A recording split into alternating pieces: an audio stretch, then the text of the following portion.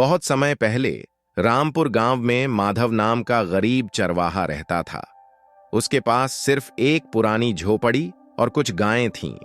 वह ईमानदार और मेहनती था, लेकिन उसकी गायें ज्यादा दूध नहीं देती थीं, जिससे उसका गुजारा मुश्किल से चलता था। एक दिन जंगल में अपनी गायों को चराते हुए माधव को एक चमकती हुई सफेद गाय मिली।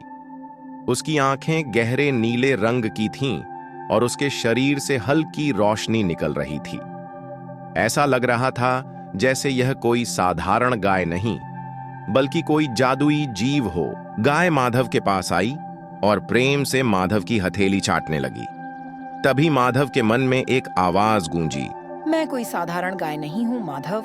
अगर तुम मेरा अच्छे से ख्याल रखोगे तो मैं तुम्हारी किस्मत बदल सकती हूँ। माधव को पहले तो यकीन नहीं हुआ, लेकिन माधव ने उस गाय को अपने घर ले जाने का फैसला किया। अगली सुबह जब माधव ने गाय को दुहने की कोशिश की तो हैरानी से माधव की आंखें फैल गईं। उसने देखा गाय के थन से दूध की जगह सोने की बूंदें गिर रही थीं। माधव ने उस सोने को अच्छे से रखा और अपनी जरूरतें पूरी करने लगा। अब माधव की गरीबी दूर हो गई थी, लेकिन माधव ने कभी लालच नहीं किया। माधव ने जरूरतमंदों की मदद की और गांव में मंदिर बनवाया। धीरे धीरे गांव में यह खबर फैल गई कि माधव के पास जादुई गाय है। गांव के लालची जमींदार भैरव सिंह को जब यह पता चला तो उसकी आंखों में लालच चमक उठा। भैरव सिंह ने सोचा, अगर यह गाय मेरे पास आ जाए तो मैं सबसे अमीर आदमी बन जाऊंगा। और फिर भैरव सिंह ने रात में अपने नौकरों को गाय चुराने भेजा। और फिर रात के अंधेरे में भैरव के आदमियों ने गाय को चुरा लिया। जब माधव सुबह उठा तो उसकी गाय गायब थी।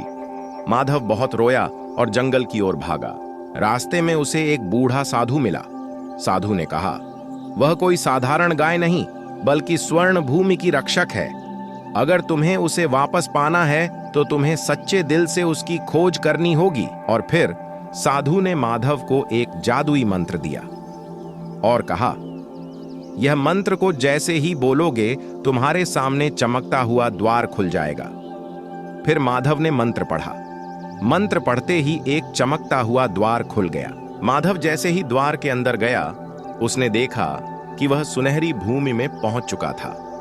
वहां के पेड़ सोने के थे और झीलें हीरे जवाहरात से चमक रही थीं।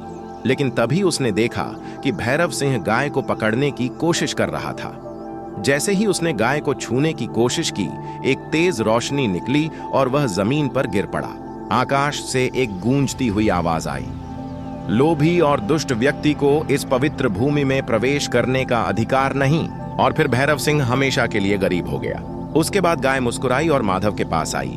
गाय ने कहा, तुम्हारी सच्चाई और ईमानदारी ने तुम्हें इस जगह तक पहुंचाया है। अब मैं हमेशा तुम्हारे साथ रहूंगी। उसके बाद जब माधव गांव लौटा तो उसकी झोपड़ी एक सुनहरे महल में बदल गई और गांव समृद्ध हो गया।